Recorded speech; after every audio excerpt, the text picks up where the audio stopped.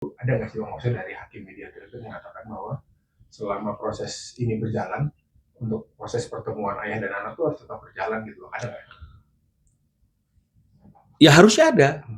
Karena saya kan belum pernah bertemu dengan mediatornya, di mana mediatornya memberikan masukan-masukan bagi kedua belah pihak. Karena mediasi pertama yang ada mediatornya, apapun yang disampaikan oleh mediatornya kan itu hanya kepada para pihak.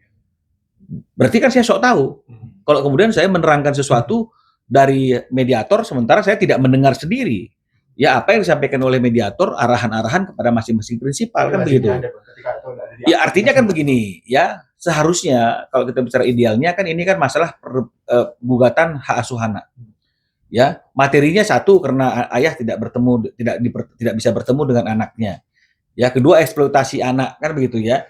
Kemudian ada beberapa hal lagi dalam materi gugatan itu. Tentu sebagai mediator, ya dia akan menjembatani. Kenapa kok nggak diberikan? Kan begitu. Betul kan? Sementara Anda sudah bikin kesepakatan. Dan kesepakatan itu mengikat bagi para pihak kan. Seyogianya kan seperti itu kalau namanya juga ini hak asuh anak. Biarkanlah ada quality time antara anak dengan ayahnya. Kan begitu artinya. Itu sih harusnya ada yang seperti itu. Tapi apakah ada apa tidak ya? Hanya para prinsipal yang tahu. Jadi makanya kalau misalnya kemudian ada rekan kuasa hukum yang dia tahu apa yang dibicarakan oleh mediatornya sementara dia tidak ada di dalamnya, ya saya kagum juga gitu loh. Kalau Bang bukan salah aja nggak tahu. Saya aja nggak tahu karena begini, kalau saya tidak dengar langsung, kan bisa saja klien saya itu, Ruben Onsu itu menjelaskan sesuatu yang berbeda maksud dari apa yang disampaikan oleh mediator. Betul ya? Ini kan berbahaya kalau misalnya kemudian prinsipalnya menangkapnya lain dari mediator, disampaikan ke saya menangkapnya lain lagi, kemudian saya publish, ini kan bisa berbahaya. Jadi itulah mungkin maksud daripada mediator itu pada waktu kita dipanggil lagi masuk ke dalam, dia tidak mau sampaikan apa yang menjadi isi ujangannya kepada masing-masing pihak, dia peringatkan kami agar tidak bocor ke publik apa yang menjadi pembicaraan yang terjadi antara dia dengan prinsipal. Ya, meskipun nanti kemungkinan prinsipalnya akan ngomong masing-masing kepada kuasa hukum. Dan kami memegang teguh hal itu sehingga sampai hari ini kami tidak pernah bicara apapun. Kan begitu. Itulah ciri dari warga negara yang baik, yang taat akan aturan. Ya, bukan yang selalu hadir dalam persidangan meskipun kita tahu hari itu nggak akan ada sidang karena rekan kita sudah membuat surat secara formal kepada pengadilan bahwa dia tidak bisa hadir dan menunda sidangnya untuk minggu selanjutnya dan sudah memberi informasi juga kepada kita tentang hal itu, kan begitu ya. Jadi jangan dikira warga negara yang taat hukum itu warga negara yang hadir sidang meskipun sidangnya nggak ada gitu loh misalnya. Perihal besok sidang mungkin dari Abang apa ya sidang yang disiapkan kan dari pihak sana bilang ada PR itu yang harus dikerjakan, mungkin dari Abang ada strategi sih? Nggak ada strategi apapun karena ini masih mediasi. Mediasi itu kan artinya kan ada seorang mediator yang mencoba menjembatani. Mediator itu kan harus netral. Dia tidak akan melihat apapun dari alasan-alasan dan bukti-bukti yang akan disampaikan oleh masing-masing prinsipal karena tujuannya adalah untuk mendamaikan. Bukan menyatakan siapa yang menang, siapa yang kalah. Kan begitu artinya. Jadi kan nggak ada yang perlu dipersiapkan. Kami hanya ingin menyampaikan hal-hal yang menurut kami itu menjadi alasan kami kenapa kami mengajukan gugatan, yaitu tidak bisa bertemu dengan anak-anak. Bahkan kemarin di hari jadinya sudah nggak bisa bertemu dengan anak-anak. Kan hanya itu aja. Tinggal tergantung dong apa arahan jadi dari mediatornya. Nah kalau mediatornya mengarahkan apapun, kalau misalnya pihak sana nggak mau, dia bersikukuh dengan apa yang menurut dia benar kan nggak bisa juga dipaksakan oleh mediatornya. Maka ini akan membuat mediasi itu akan menjadi gagal. Karena masing-masing pihak akan bertahan dengan apa yang menjadi keyakinan mereka masing-masing. Kan begitu. Jadi kan nggak ada yang perlu dipersiapkan. Ya kalaupun memang misalnya dipersiapkan ya mungkin mediator akan bilang apa dong usulan dan proposal mediasinya. Tetap saja proposal mediasi itu walaupun disampaikan secara tertulis nggak akan jauh beda dengan apa yang kami sampaikan dalam bahasa lisan pada waktu sebelum kami diminta keluar atau seperti apa yang dibaca oleh mediator yang merupakan dalil-dalil gugatan kami kan begitu. Jadi sebenarnya sih sudah ada gambaran kan bagi mediator itu.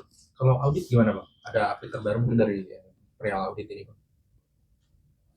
Ada sih update terbaru, tapi kan kami nggak mau sampaikan. Di Ya, persidangan nanti. kami sudah ada hal-hal yang kami ambil langkah-langkah yang memang akan menjurus kepada audit itu, ya.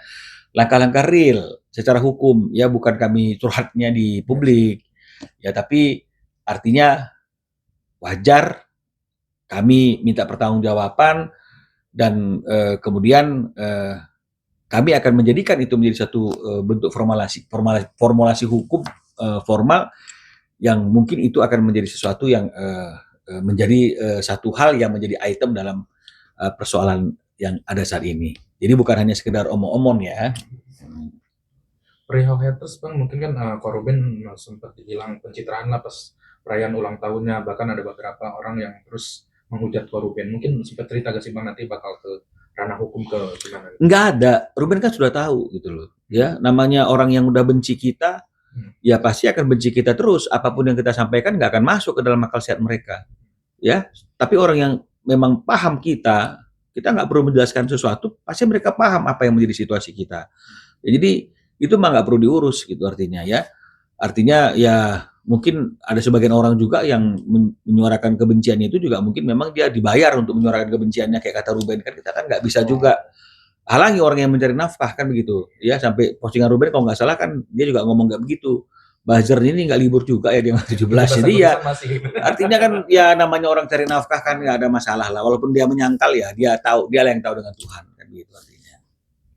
Bang kemarin kan gagal bang sama anak-anak, mungkin ada perayaan lagi nggak sih bang di Jakarta gitu, quality time gitu sama anak-anak? Saya rasa sepanjang perspektif kita masih digantungkan kepada perspektif yang di luar apa yang disepakati, nggak ada gunanya. Artinya itu kita bikin perayaan lagi di Jakarta, mengundang anak-anak lagi, sementara anak-anak itu masih dalam kekuasaan ibunya yang mendapatkan hak asuh dan ibunya masih memiliki perspektif dan kacamata yang tidak sejalan dengan apa yang dituangkan dalam Akta 39. Pasti kan tetap aja boleh, tapi nah padahal di dalam akta itu kan tidak ada artinya itu syarat. Nah, ini yang harus kita pahami. Jadi artinya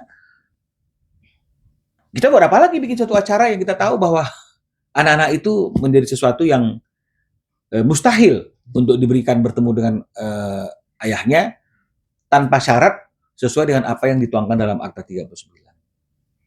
Bang, kalau Akta 39 itu kan itu bentuk kesepakatan kan, Bang. Maksudnya artinya ketika kesepakatan itu tidak dipenuhi oleh salah satu pihak itu ada sanksi kah atau dampaknya dijelaskan itu juga sih sebenarnya.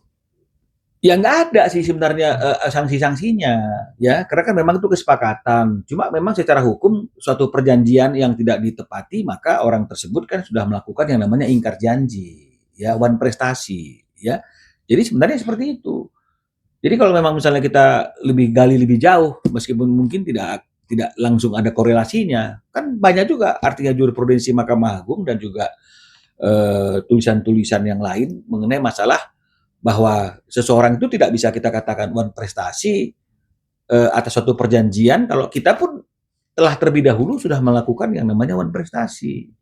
Kan begitu. Ya. Nah, meskipun tidak secara langsung ada korelasinya dalam perjanjian ini kan gitu ya. Tapi kan secara norma atau secara kepatutan ya harusnya kan kita tidak teriak bahwa orang itu sudah lalai untuk melakukan kewajibannya, sementara kita terlebih dahulu lalai untuk melakukan kewajiban kita.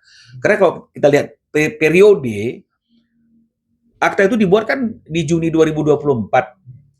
Ya, di 2024 Juni sampai 2025 akhir, ini kan Ruben masih menjalankan semua kewajibannya.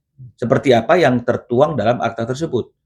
Ya, meskipun ada hal-hal yang tidak sesuai dengan apa yang diperjanjikan seperti misalnya biaya pemeliharaan dan pendidikan nafkah anak itu kan harusnya didiskusikan dulu tapi tidak ini kan dijalankan sama Ruben utuh dari mulai 2024 Juni sampai Desember akhir kan begitu tapi apakah pihak sana melaksanakan kewajibannya memberikan 2-3 hari berkumpul kan enggak juga nah kami nggak juga bilang hal-hal macam-macam gitu ya nah justru yang muncul macam-macam kan mereka dengan mengatakan bahwa kami sudah tidak dibayar nafkahnya. Nah, padahal kalau kita bicara mengenai masalah siapa sih yang pertama kali mengingkari perjanjian itu? Kan begitu. Sama juga seperti siapa sih sebenarnya yang preskon gitu loh. Tapi kan tetap aja gitu di mata sebagian orang ya, oh pokoknya yang salah RO. Yang salah pengacaranya RO, ya nggak apa-apa. Mumpung ngomong tuh belum bayar, ya nggak dikenai pajak, ngomong aja apa-apa gitu loh. Cuma hati-hati, karena bisa saja suatu saat omongan kita, komentar kita akan berbuah masalah hukum, kan begitu ya. Itu yang perlu dijaga. Jangan sampai itu menjadi suatu hal yang menjadi suatu masalah hukum di kemudian hari. Oke, cukup, cukup.